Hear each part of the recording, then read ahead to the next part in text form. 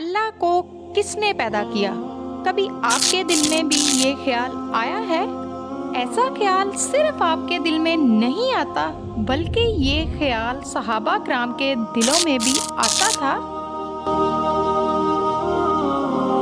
مکہ کی وہ دوپہر خاموش تھی اور لوگ اپنے اپنے گھروں میں آرام کر رہے تھے۔ تبھی کچھ صحابہ کرام بہت پریشانی کی عالم میں آپ صلی اللہ علیہ وآلہ وسلم کی خدمت میں حاضر ہوئے اور کہا، یا رسول اللہ، ہمارے دلوں میں اکثر ایسے خیالات آتے ہیں کہ اگر ان خیالات کو ہم اپنی زبان سے کہیں تو ہمیں بہت برا لگتا ہے۔ نبی کریم صلی اللہ علیہ وآلہ وسلم کے چہرے مبارک پر ہلکی سی مسکان آئی اور آپ صلی اللہ علیہ وآلہ وسلم نے پوچھا، کیا واقعی تمہیں ایسے خیالات آتے ہیں؟ تو صحابہ کرام تھوڑا سا گھبرائے اور کہا، جی ہاں رسول اللہ صلی اللہ علیہ وآلہ وسلم، ہمیں اکثر ایسے خیالات آتے ہیں۔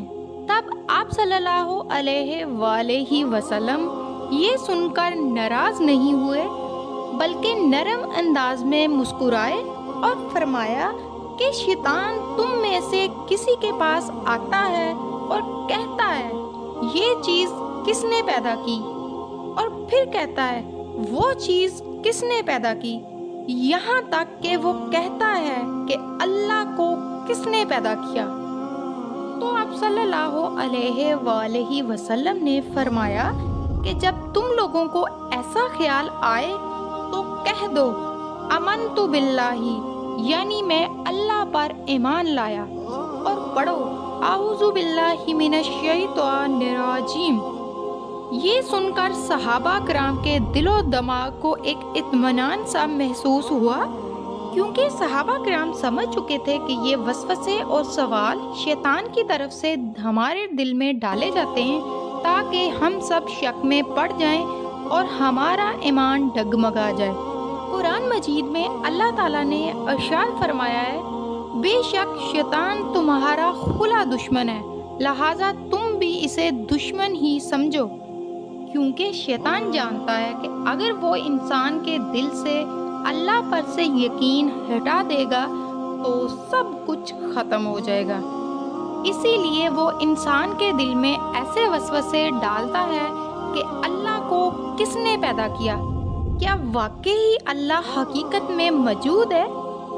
اس لیے جب بھی ایسا وسوسہ اور سوال آپ کے دل میں آئے تو آپ نے فوراً پڑھنا ہے آمنت باللہ، کیونکہ یہ وسوسے کفر کی طرف ہمیں بالکل بھی لے کر نہیں جاتے بلکہ یہ ہمارے ایمان کی آزمائش ہوتے ہیں۔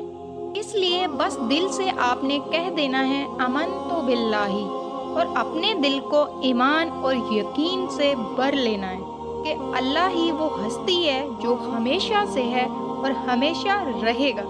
بیسیکلی جو شخص اس طرح کے برے خیالات سے پریشان ہوتا ہے اور دل میں کہتا ہے کہ یہ غلط بات ہے، تو دراصل وہی ایک کامل ایمان والا انسان ہوتا ہے، اور اللہ سبحانہ و تعالیٰ ایسے ایمان کی بہت قدر کرتے ہیں، کیونکہ منافق یا کافر تو ایسے خیالات سے بالکل بھی پریشان نہیں ہوتے۔